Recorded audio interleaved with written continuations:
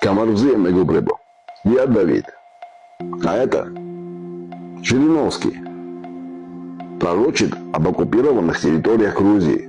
Мы там будем жить, Понимаете? а они будут работать на это. Так вы им предлагаете стать рабской А структурой? Южная Осетия будет нашей передовой военной базой против натовской Грузии. То есть вы им сразу честно говорите, Чтобы нам быть граждане Южной спокойными Осетии, за Кавказ. вы у нас все погибнете, у нас на передовой. Граждане Кавказа, вы наши рабы.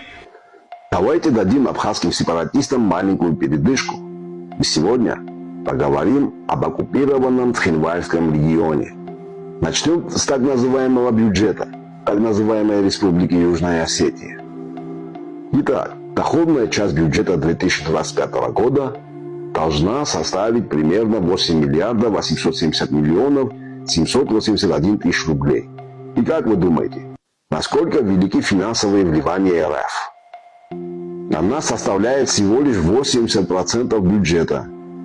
7 миллиардов 35 миллионов рублей. Ну, на этой статистике можно было и остановиться. И так уже очевидна степень независимости цхинвальских сепаратистов. Но для осветления разума жителей оккупированного региона я продолжу приводить только факты. И пусть они сами решат, насколько их спасла Россия. В Цхинвальском регионе время просто остановилось. Там, за колючей проволокой, другой мир. Мрачный и нищий. Болезни, грязь и фекальная река вместо святой воды. Ну да, вы не ослышались. Православные осетины проводят часть обряда крещения в большом парке в Цхинвале, где для ритуала очищения ходят в реку Дивили-Ахви, в котором уровень загрязнения фекальными водами 24 раза превышает допустимую норму. Вот он, русский мир. Святой фекальный обряд.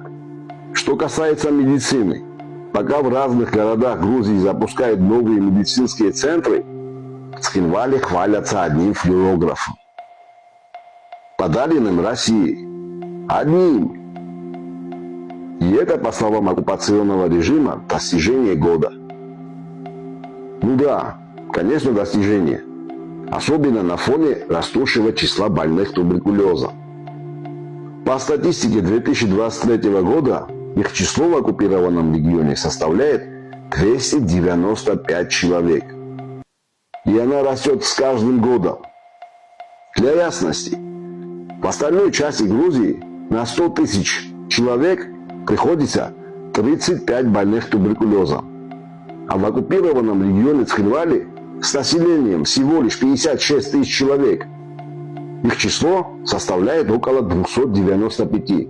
Это значит, что число больных в Цхинвальском регионе 14 раз превышает уровень заболеваемости в остальной части Грузии. В 14 раз. Масштабы катастрофические. Нечего добавить. Аплодисменты Кремлю и, конечно же, оккупационным властям региона.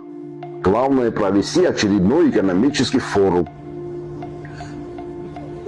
Не то без света.